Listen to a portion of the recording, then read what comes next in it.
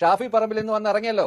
ഷാഫി പറമ്പിലിന്റെ നേതൃത്വത്തിലാണ് ഇത്തരത്തിലുള്ള അച്ചുതണ്ട് ഉണ്ടാക്കുകയും ഇത്തരം തീവ്രവാദ ആളുകളെ റോഡിലേക്ക് ഇറക്കുകയും ആക്രമണം അഴിച്ചിടുന്നത്. മുമ്പ് ഗുണ്ടകളെയാണ് യൂത്ത് കോൺഗ്രസ് മാർച്ചിലൊക്കെ ഉപയോഗിച്ചിരുന്നെങ്കിൽ ഇപ്പോൾ ഗുണ്ടകളെക്കാളും അതിക്രമകാരിയായിട്ടുള്ള ഇസ്ലാമിക് ഫണ്ടമെന്റലിസ്റ്റുകളെ ഉപയോഗിച്ചുകൊണ്ടാണ് ഇത്തരം ഓപ്പറേഷൻസ്.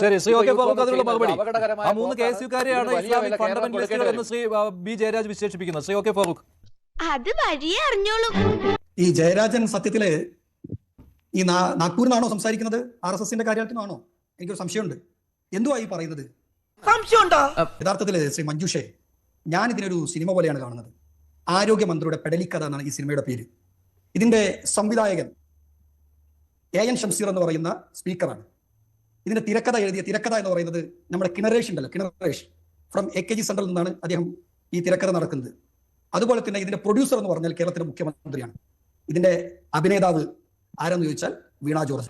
എന്തെന്നും അത് ഈ പറയുന്നല്ലോ, ഈ കേസലാകെ കുഴഞ്ഞു പറയുന്ന പോലെ ഉണ്ടല്ലോ. ഇന്നലെ രാത്രി മുതൽ കേരളത്തിന്റെയും അത് ഇന്ത്യയിലെയും പ്രധാനപ്പെട്ട പല നടന്മാരും നടിമാരും ഒക്കെ സങ്കടത്തോടു കൂടി മൂക്കിന് മുകളിൽ കൈവച്ചിട്ടിരിക്കുകയാണ്.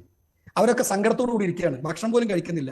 ഞങ്ങളെക്കാളും വലിയ അഭിനയത്തിന്റെ ആളുകളായി CPM-ലെ വീണ ജോർജും AN ഷംസീറും മുഖ്യമന്ത്രിയൊക്കെ മാറിയല്ലോ, ഞങ്ങളൊക്കെ ഇപ്പൊ ഫീൽഡ് ഔട്ട് ആവുമല്ലോ എന്ന് പേടിച്ചുകൊണ്ടിരിക്കുകയാണ്. ഇതല്ലേ ഇവിടെ നടന്നത്?